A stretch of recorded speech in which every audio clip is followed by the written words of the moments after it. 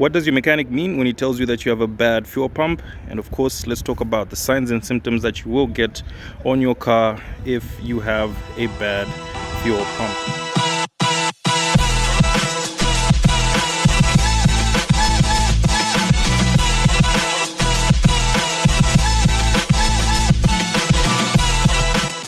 In this video, I'm going to focus on this, which is pretty much a normal fuel pump, but I'm sure some of you have seen this piece right here. This is a mechanical high pressure fuel pump from a BMW engine. These ones will normally come in engines that have direct injection. But for the purpose of this video, let's just focus on what most of us have, which is a regular electronic fuel pump like this one. First of all, let's start by understanding the job of the fuel pump. Obviously, it's in the name.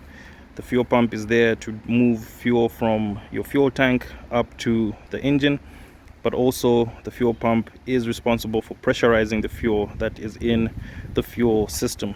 So when the fuel is carried from your tank down to the engine, it's supposed to be pressurized. For example, here you can see this is a fuel injected engine, but even on carbureted engines you will get a fuel pump, but normally a fuel in a carbureted system is not pressurized, but on a fuel injected system, which most of us have, it is pressurized. So when the fuel gets here to the fuel rail, the pressure builds, and that pressure is built by the fuel pump and regulated by the fuel pressure regulator. And then once the fuel is pressurized, your injectors can open and it will be able to atomize the fuel. And basically what that means is that when the fuel is coming out of the injectors, it comes out as a mist and not as a liquid. So the fuel pump is there to draw the fuel from your fuel tank, bring it up here, pressurize it in the fuel rail, and once it's pressurized and the injectors open, it can be sprayed as a mist and you have your car running nice and smooth. So normally this type of pump on your fuel injected engine is found inside the fuel tank. So this is a submersible pump, and normally to be seated in a housing. I'll put a video up on the screen of what the housing looks like to be seated inside the housing, but the default location for these is normally inside the fuel tank of your vehicle. So now that we know what a fuel pump does and where it is located, let's talk about some of the signs and symptoms that you will get on your car if you have a bad fuel pump.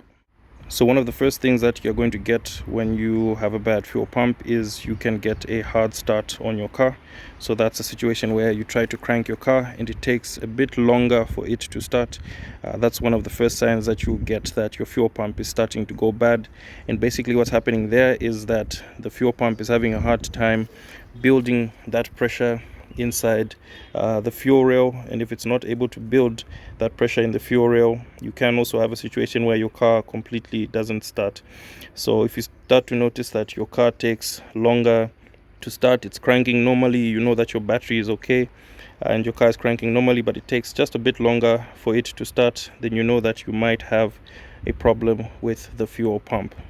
But also another thing that you need to check in that type of a situation is what is called a fuel check valve. And basically this is just a one-way valve that tries to maintain the pressure inside the fuel system even when you turn your car off. So for example, when you go to get to a stop and you turn off your car and you try to start it again, if it takes long to start, you might want to check the fuel check valve, because that valve is responsible for making sure that even when you turn off your car, it's supposed to be able to maintain the pressure within the system. I know for normal cars, the pressure in the system is supposed to be about 3 bar or around 45 psi. So if your car is not able to maintain that pressure, when you go to start it again, the fuel pump has to do the work of building that pressure, and then your car is able to start. So if you have a slow start, you might want to see if your car has an external check valve. Some fuel pumps will come with a check valve built in, so that might be one of the reasons why it has a slow start. So instead of just changing the fuel pump immediately, go ahead and see if it has a check valve, and that might just solve your problem there. Another very obvious sign that you're going to get is a check engine light, and obviously the convenience of that with the diagnosis machine is that you don't need to do any guesswork. You will know immediately that you have low pressure and it's coming from the fuel pump, and that will probably be a very easy fix for you. Another symptom that you're going to notice if your fuel pump is going bad is a car that goes off when it warms up. So for example, when you go to start a car that has been sitting for a long time, it starts just normally, but you find that when you start driving and you've been on the road for a while, your car either just goes off completely, or you find that it slowly sort of just fizzles down and it goes off. So what happens there is when these fuel pumps start to fail, they get into a situation where the internal components start to heat up, and once it starts to heat up, you find that the fuel pump just stops performing. So if you have a situation where when you start your car, it starts normally when it's cold, and you find that when you're driving, the car sometimes just goes off and you have to wait a few minutes, and when the car just cools down, it's able to start again, then you might be dealing with a bad fuel pump. A bad fuel pump will also cause things like misfiring and error codes that are related to the engine running lean. So if you check on your diagnosis machine and you find that multiple cylinders at the same time, or multiple cylinders that just keep changing, saying that there's a lean mixture on the different cylinders, and you get errors like that because you have low pressure coming from the fuel pumps. So there's one easy way to know if your fuel pump is working, and this works on most vehicles. You can actually hear the fuel pump come on when you turn the ignition to the on position.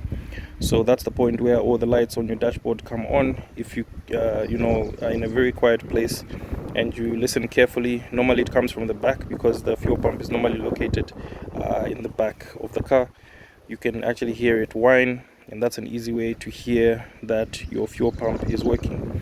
But now, while the method of listening for your fuel pump is effective in letting you know that your fuel pump is working, it's also important to know the pressure at which your fuel pump is working. So it's one thing to have a fuel pump that comes on, and it's another thing to have a fuel pump that comes on and builds the right pressure in your system. So having a kit like this one that we have here at TuneX Automotive is very effective in knowing that, one, your fuel pump is working, but also it's building the right pressure at the fuel system. I know a lot of us DIY mechanics like to use that method where you remove the line that goes to the fuel rail, put it in a bottle, and when you turn the key on, you can see that fuel is flowing into the bottle. But at the end of the day, if you don't know what pressure that fuel is going in at, then it still doesn't give you an accurate result as to whether your fuel pump is working correctly. And so especially in engines that require a high pressure, I remember I changed the fuel pump on the Nissan 350Z.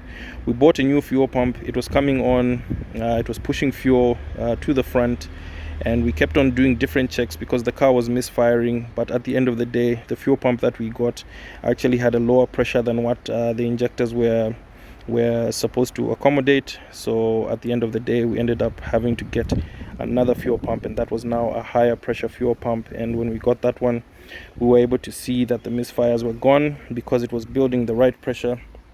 I think on that one it was building about 50, it should be about 50 psi, 50 to 55 psi.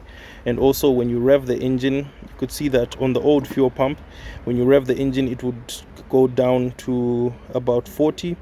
But when we put the new higher pressure fuel pump, even if you rev the engine continuously, it would maintain that 50 pressure.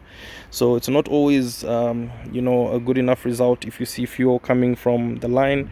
You also need to know what pressure is coming from the fuel pump so that you know 100% that your fuel pump is good. Just a quick tip on how you can protect your fuel pump. For those of you who love to drive until the light goes on and the gauge goes even below E, that can be a real big problem for the fuel pump. This is a submersible fuel pump, so it actually depends on the fuel that sits around it to keep it cool.